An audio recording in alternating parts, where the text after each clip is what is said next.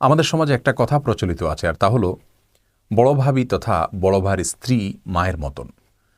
কোরআন এবং হাদিসের কোথাও বড় ভাইয়ের স্ত্রীকে বড় ভাবিকে মায়ের মতন বলা হয়েছে কি না, আজ আমরা সে প্রশ্নের উত্তর খোঁজার চেষ্টা করব ইনশাআল্লাহ তাআলা।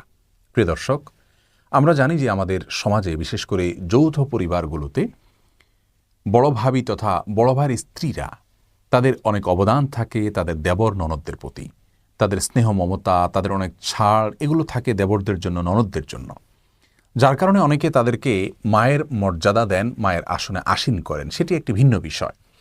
কিন্তু ইসলামী শরিয়ার যে পর্দার বিধিবিধান রয়েছে, আরও যে সমস্ত বিধিবিধান রয়েছে, সেগুলোর ক্ষেত্রে বড় ভাবিকে কোরআন হাদিসের কোথাও মায়ের মতন বলা হয়নি। অর্থাৎ মায়ের সাথে যেরকম পর্দা করা লাগে না, মায়ের সাথে যেরকম দেখা দেয়া যায়, বড় ভাবির সঙ্গে এরকম পর্দা করা লাগবে না দেবরের জন্য, এমন কোনো কথা কোরআন হাদিসে বলা হয়নি, বরং এর উল্টোটা বলা হয়েছে।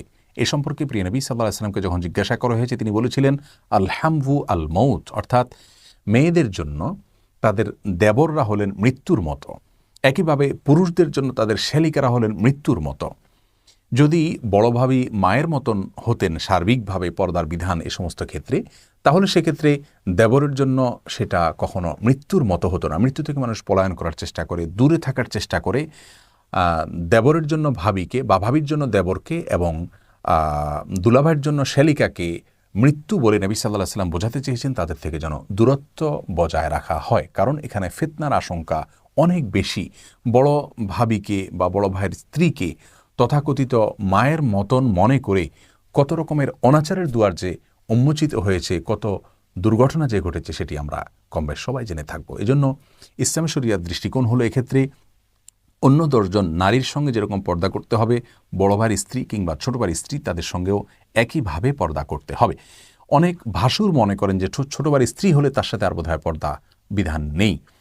এটি সম্পূর্ণ আমাদের ভুল ধারণা। বরং ইসলাম শরিয়ার দৃষ্টিকোণ হলো এক্ষেত্রে আরও কড়াকড়িভাবে পর্দার বিধান মেনে চলতে হয়। একইভাবে পুরুষদের জন্য তাদের শ্যালিকা কিংবা স্ত্রীর বড় বোন, তাদের সঙ্গেও পর্দা করার ক্ষেত্রে অন্য নারীদের চাইতে কঠোরভাবে পর্দা করতে হয়, কারণ এখানে ফিতনার সুযোগ এবং সম্ভাবনাটা অনেক বেশি থাকে। শয়তান এখানে মানুষকে বেশি বিপদে ফেলে থাকে।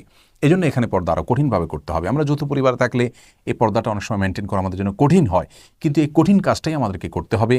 আল্লাহ রাব্বুল আলামিনকে যদি আমরা সন্তুষ্ট করতে চাই এবং ফিতনা থেকে বাঁচতে চাই, বিপদ থেকে বাঁচতে চাই, আখিরাতে আল্লাহ রাব্বুল আলামিনের সন্তুষ্টি অর্জন করে যদি জান্নাতে যেতে চাই, তবে হ্যাঁ, আবারও বলছি, বড়ভাবে যদি কোনো অবদান থাকে, পর্দার বিধানকে পরিপূর্ণভাবে মেনে রেখে তার সে অবদানের প্রতি কৃতজ্ঞতা জ্ঞাপন করা যেতে পারে এবং করা উচিত।